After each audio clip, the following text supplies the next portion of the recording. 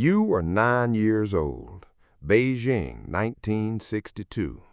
You live in Jong Nan High, the walled compound next to the Forbidden City where the leaders of the new China live. Your father is Xi Zhongxun, a hero of the Communist Revolution, a comrade in arms of Mao Zedong, and the vice premier of the country. You are a princeling, born into the red aristocracy. You have access to the best schools, the best food, and a future that seems entirely secure. Then, overnight, the ground vanishes beneath your feet. Your father is accused of supporting a book that Mao dislikes. He is stripped of his posts, disgraced, and detained.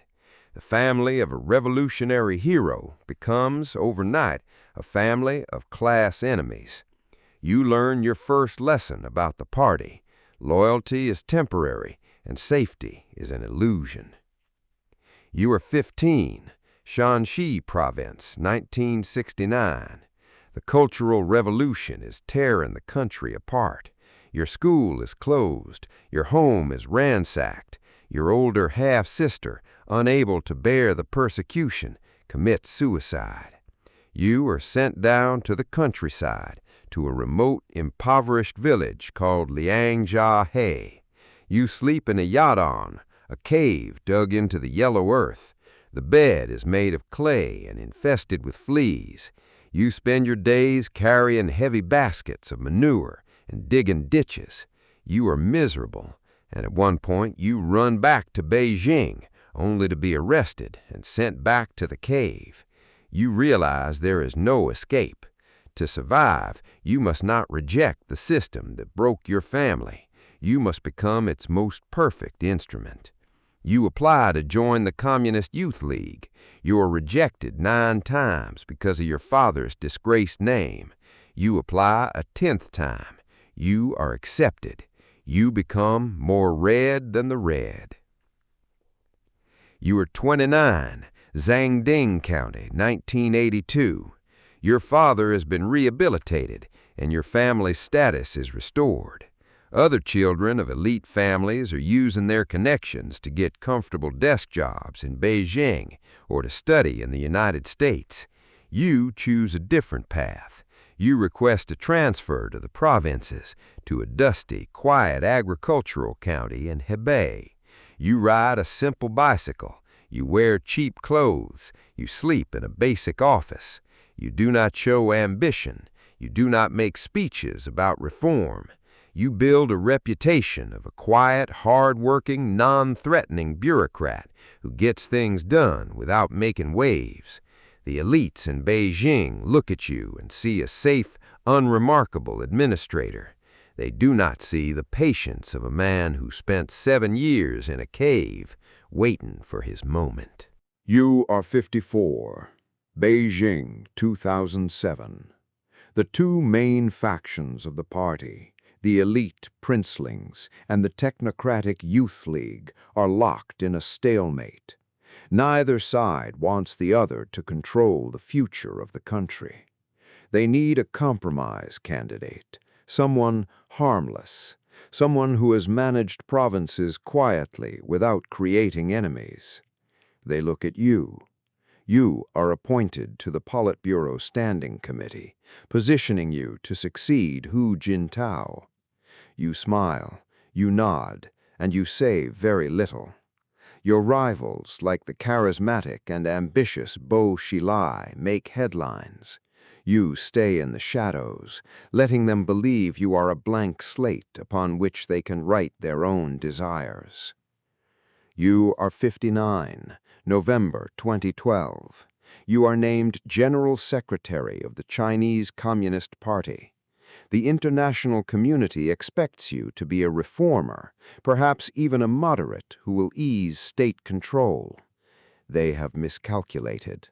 Within weeks, you launch the anti-corruption campaign. You call it targeting tigers and flies, both high-ranking officials and low-level bureaucrats. Your rivals, including Bo Xilai and the powerful security chief Zhou Yongkang, are arrested, tried, and sentenced to life in prison. Over the next decade, more than 4 million officials are investigated. The bureaucracy is terrified, and in their terror they find absolute loyalty. The campaign is not just about cleaning up the party, it is about clearing the path. You are 64, March 2018. You stand in the Great Hall of the People. The National People's Congress votes on a constitutional amendment to remove the two-term limit on the presidency.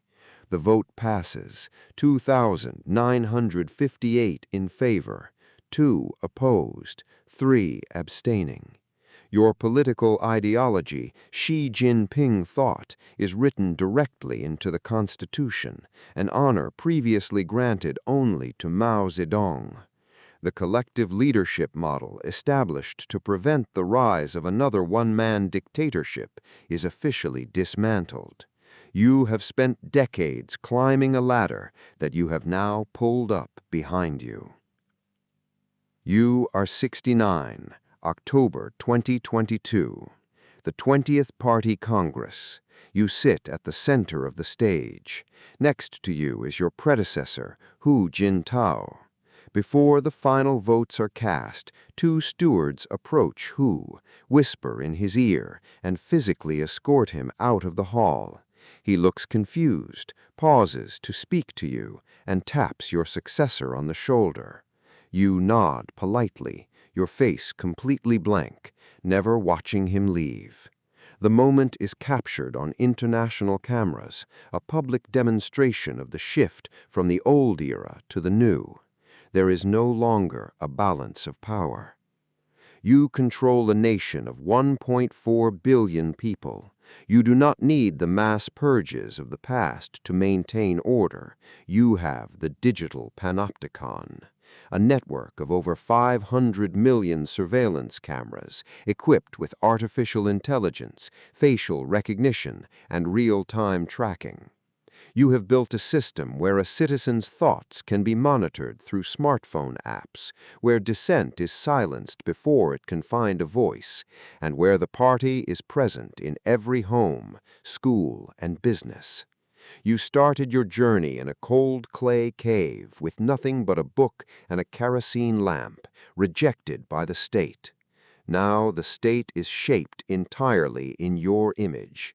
You are the center of the nation's rejuvenation, holding the destiny of a rising superpower in your hands, knowing that the only way to prevent the system from crushing you, as it did your father, is to never, ever let go of the wheel.